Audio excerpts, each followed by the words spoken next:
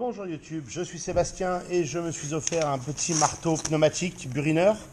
C'est un Yato YT 09904. Rien de très compliqué. C'est un petit marteau tout mignon avec son ressort et ses burins et sa valve. Donc le ressort va dessus se visse, a priori, je ne sais même pas dans quel sens, on va regarder la photo. Se visse comme ceci. A priori, il devrait se visser. S'il veut bien. Oui. Pas facilement, mais oui. Et ensuite, si on prend un burin quelconque, on va prendre celui-là. En fait, c'est ça. C'est jamais très simple. C'est pas un peu très compliqué.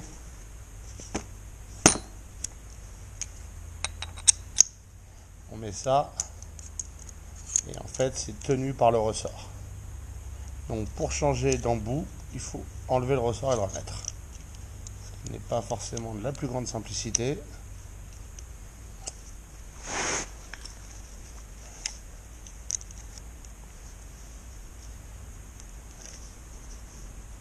Ah, pourquoi je trouve pas le début du filetage correctement, moi? Si, je l'ai le début, là.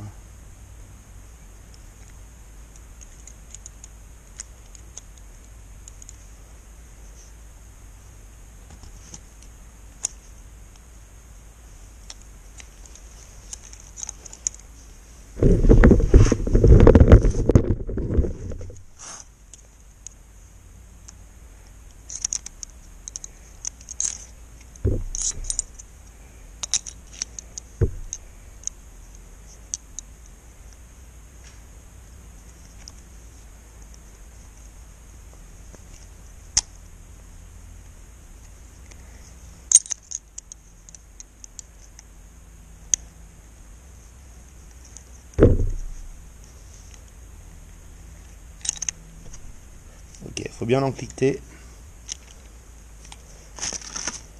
Et puis, il va falloir un tournevis pour le finir, c'est pas grave. On va aussi mettre l'embout pneumatique. Alors, par habitude et par esprit de tranquillité, je vais mettre un peu de téflon dessus.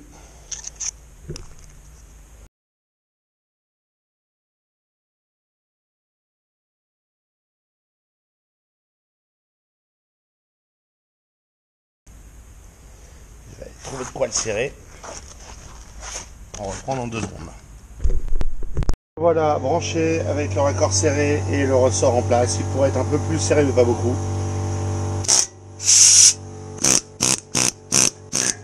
Voilà comment ça marche et on va s'en servir à commencer pour essayer de nettoyer la bétonnière parce que c'est n'importe quoi.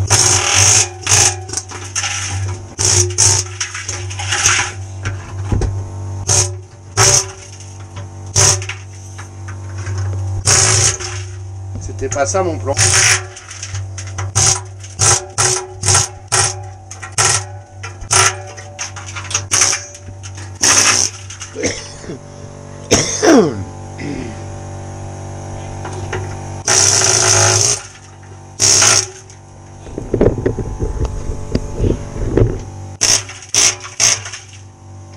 Encore plus efficace que ça, c'est même pas taper dans le mortier, c'est taper dans le métal. Voilà.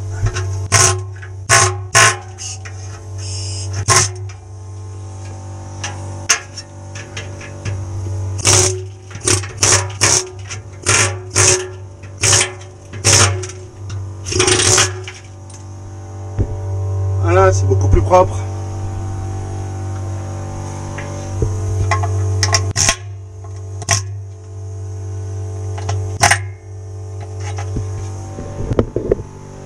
Ça a pris exactement 2 minutes.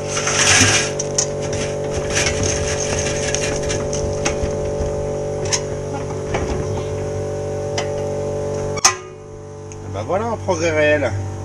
En vrai, j'ai acheté ça pour piquer les murs et c'est ce qu'on fera, mais plus tard.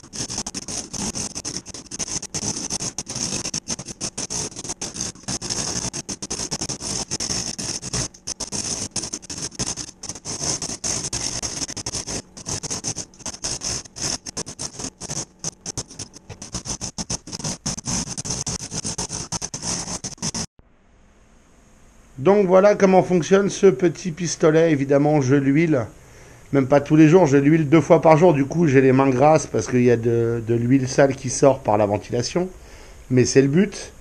Le burin qui était tout beau avec un V dedans, bah, il n'y a plus de V et il est plus tout beau. Et il sera mort d'ici à ce que j'ai fini l'atelier. Bon, enfin, c'est des pièces d'usure, c'est fait pour ça. Et ça me permet de piquer les murs relativement efficacement, hein, soyons clairs.